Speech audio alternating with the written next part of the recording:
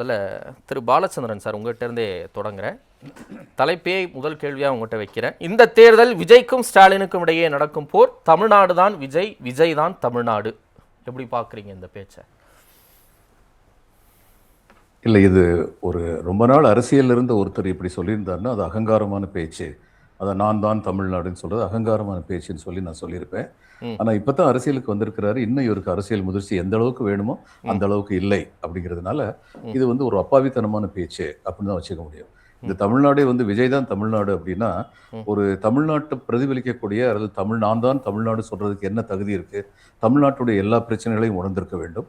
அந்த பிரச்சனைகளை தன்னால் முடிந்த அளவுக்கு தீர்வு காண முயற்சி செய்திருக்க வேண்டும். இவர் இன்னைக்கு வரைக்கும் அது மாதிரி எதுவுமே செய்யலை. அதனால இது வந்து ஒரு அறியாமையினால் வருகின்ற ஒரு பேச்சு.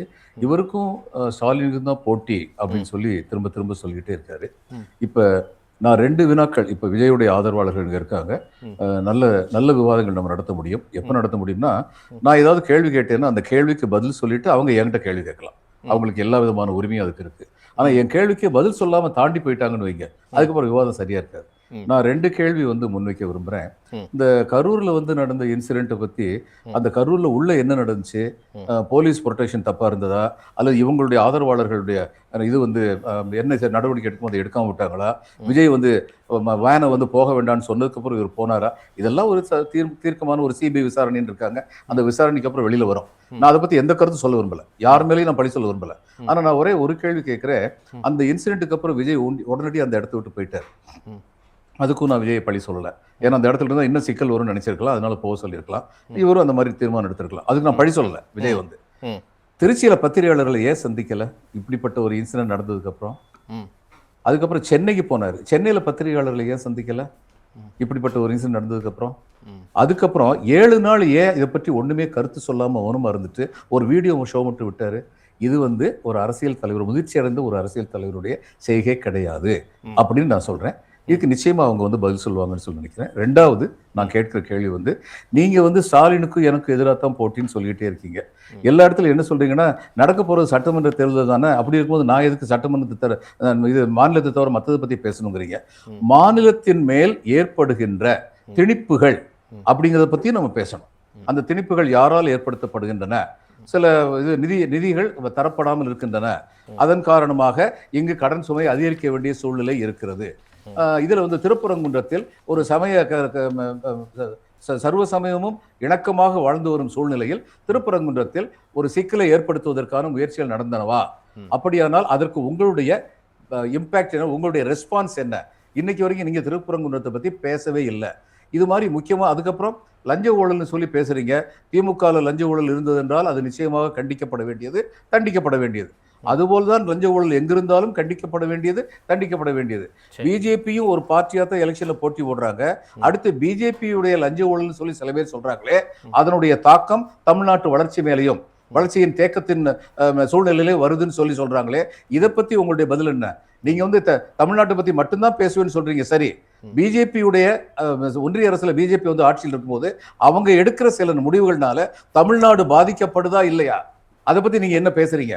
இதெல்லாம் என்னுடைய கேள்வி. அதனால நான் நினைக்கிறேன், நான் தான் தமிழ்நாடு, தமிழ்நாடு தான் நான் அப்படிங்கிறது ரொம்ப இம்மெச்சூரான ஒரு ஸ்டேட்மெண்ட். அதுக்கப்புறம் எனக்கும் ஸ்டாலினுக்கு இடையில போட்டி, அவரை பத்தி மட்டும்தான் பேசுவேன் அப்படின்னு சொன்னா கள நிலவரத்தை புரியாமல், தமிழ்நாடு ஒரு இந்தியாவின் ஒரு பகுதி, இந்தியாவின் ஒரு பகுதியாக இருக்கின்ற தமிழ்நாட்டுக்கு இந்திய அரசு செய்கின்ற பல காரியங்கள் நன்மையாகவோ தீமையாகவோ முடியும். அதை பற்றி பேச வேண்டிய கட்டாயம் தமிழ்நாட்டு தேர்தலில் பங்கு பெறுவதற்கு நிச்சயமாக உண்டு. அதை தவிர தமிழ்நாட்டில் இருக்கின்ற சமூக, பொருளாதார, அரசியல் சூழ்நிலைகளை பற்றியும் நிகழ்வுகளை பற்றியும் சொல்ல வேண்டிய, தன்னுடைய கருத்துக்களை சொல்ல வேண்டிய கட்டாயம் இங்கு அரசியலில் போட்டியிடுவதற்கு உண்டு. இவைகளிலெல்லாம் திரு விஜய் மௌனம் காக்கிறார் என்று நான் நினைக்கிறேன்.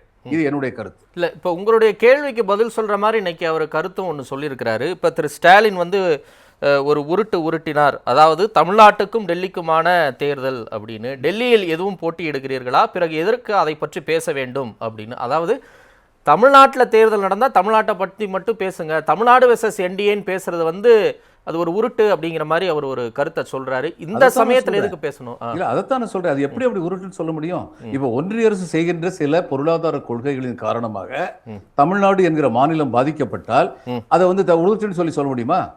அந்த பொருளாதார கொள்கையை பத்தி பேசக்கூடாதா? அல்லது அவங்களுடைய இது சோஷியோ எக்கனாமிக் ப்ராஜெக்ட், அவங்க வந்து சோஷியல் ப்ராஜெக்ட் என்ன சொல்றாங்க? ஹிந்துத்துவான்னு சொல்றாங்க. அந்த ஹிந்துத்துவா வந்து இங்கு புகுத்துவதற்கு முயற்சிகள் நடக்கின்றனவா? இந்த முயற்சிகள் ஆரோக்கியமாக நடக்கின்றனவா, ஆரோக்கியம் இல்லாமல் நடக்கின்றனவா? அதை பற்றி இவருடைய கருத்து என்ன? தமிழ்நாட்டை பத்தி தான் பேச சொல்றேன் நானு, இந்தியாவை பத்தி பேச சொல்லல. ஆனா தமிழ்நாட்டு மேல இந்திய அரசுடைய தாக்கம் இருக்கு, நிச்சயமாக இருக்கு.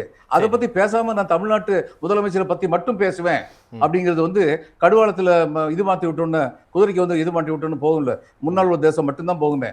அந்த மாதிரியான பார்வை இருக்க முடியாது தமிழ்நாட்டு அரசியல் பத்தி பேசும்போது. இன்னொரு ஒரு விஷயமும் சொல்றாரு, விஜயும் மக்களும் ரத்தமும் சதையும் போல பிரிக்கவே முடியாது, ஒரு சென்சிட்டிவான சென்டிமெண்ட் அது அப்படின்னு ரொம்ப உருக்கமா பேசுறாரு. இப்ப விஜய் அவருடைய நம்பிக்கை அதை சொல்றது என்ன தப்பு இருக்கு? இல்ல அந்த அளவுக்கு அவருக்கு ஆதரவு இருக்குதா?